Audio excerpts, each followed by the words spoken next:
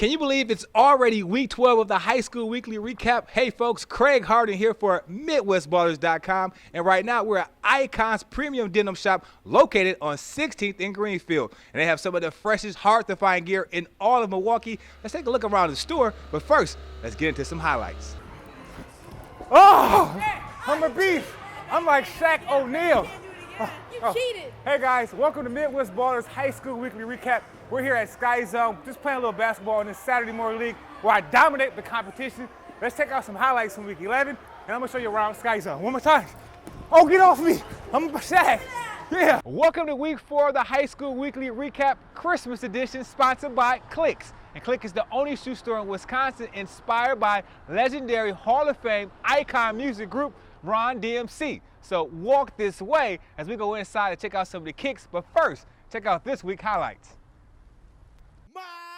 And make no mistake, as soon as you walk into the store, you know there's no store in the state of Wisconsin quite like Clicks. First game on tap is Milwaukee Destiny taking on Milwaukee Bayview in the charter school versus public school showdown. Destiny's point guard Elijah Jones gets into the paint, jump stops, and finishes strong over the defender.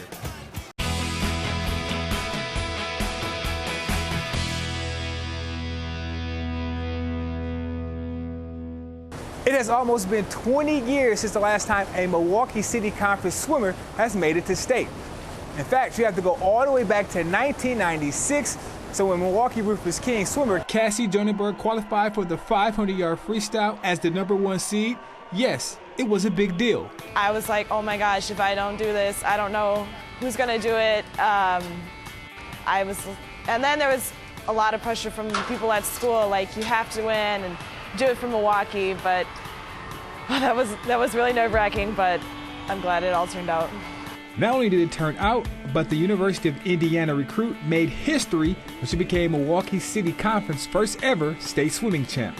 It's kind of, I haven't really thought about it too much, but I mean, like the statistics, it's pretty cool, but I mean, I don't really know how to think of it personally. And for right now, Cassie may not know what to think about her most recent accomplishment, but the Milwaukee Rufus King community has been showing her a lot of love. You know, I don't really talk about it at school too often, but you know, now that I swam for the school, I got a lot more attention there, and everybody's just been like, wow, I didn't know you swam that much, and I'm like, yeah, and I've been getting a lot of support and a lot of attention, which is strange, but it's not a bad thing. Throughout her first 3 years of high school, Cassie only swam for her club team.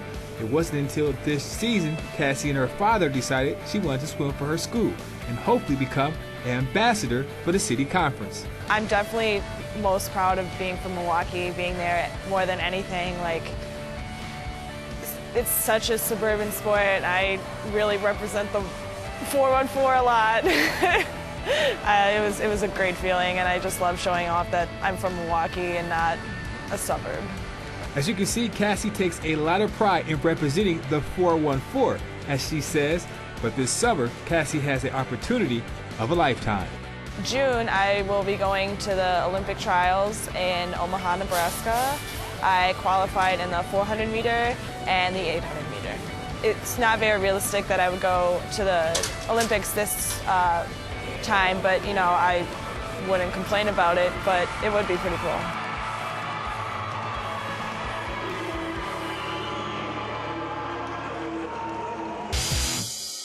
The Marquette Golden Eagles played their third of their season-long 4-game homestand Saturday afternoon at the BMO Harris Bradley Center when they took on the University of Maine. And Marquette jumped out on the Black Bears from the start.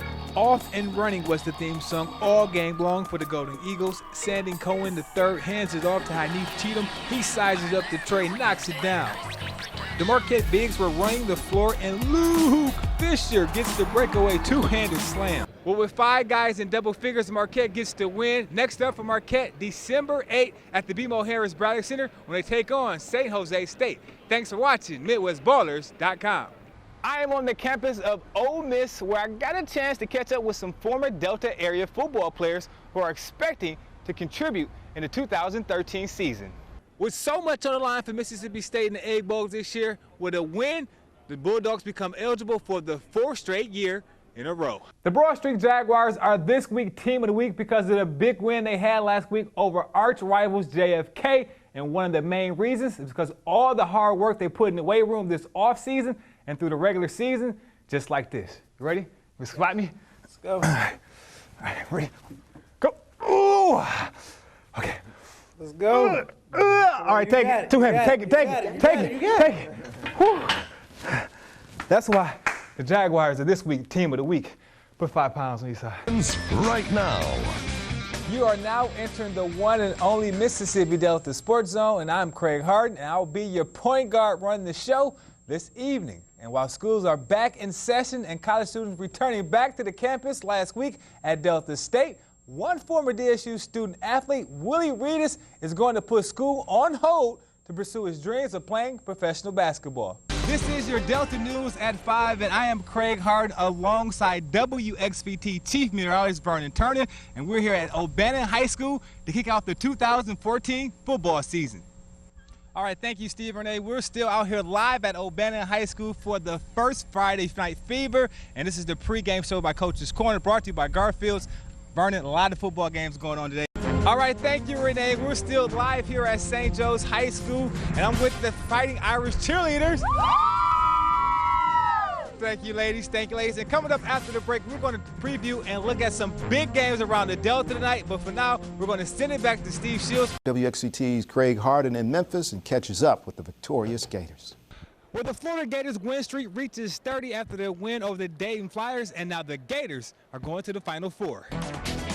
Welcome back to the Sports Zone. What a great day to take your dad out to the ballpark and catch a Major League Baseball game, and that is exactly what the good folks in St. Louis did. The Cardinals at home closing out their 3-game series with the Washington Nationals. Bottom of the second, St. Louis, Matt Adams has been on fire lately. Here he had a solo home run last night. Today, a 2-run jack he can add to his resume. But now from Ole Miss fans to the actual game that was played today, the Rebels with their backs against the wall. Ole Miss in a must-win situation playing Texas Tech in the loser bracket. And check out Christian Trent looking strong. 6 strikeouts throughout the day.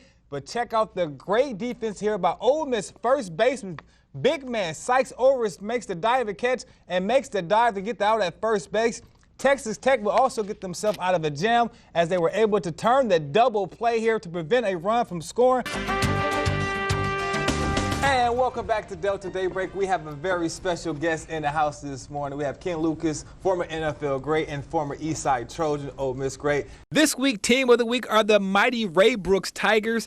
And in many people's eyes, the Tigers are at a disadvantage each and every week, only because they have a small number of players on the team. So I thought I would help out, thanks to head coach Corey Grayson for allowing me to practice with the team. We're small in numbers, big in heart, and I think everybody in the Delta pretty much knows that about, like I say, Old Nugent Center High School. We look to be competitive every week. We practice hard, we work out very hard, and we think we put a pretty good game plan together with the mindset that we can go out here and compete with any team and do the best that we can to be successful, come out with a victory. And because the Tigers do not have the same amount of numbers as other schools, I decided to put on the shoulder pads and strap up my helmet and help out. And one thing I learned about this team, they do not make excuses. The first half of the season has been rough for the Ray Brooks Tigers, but it all came together last week Friday as they earned their first win of the season. Well, it was pretty big because, we've been down and out, and, we bounced back last Friday to win against Montgomery County. The Ray Brooks Tigers had better success last week against Montgomery County than I did trying to make it through a football practice with those guys. Harden, to the shower. Stick with basketball, son, to the shower. Hey, give me another receiver out here for Hard. So congratulations to Ray Brooks for being this week Team of the Week.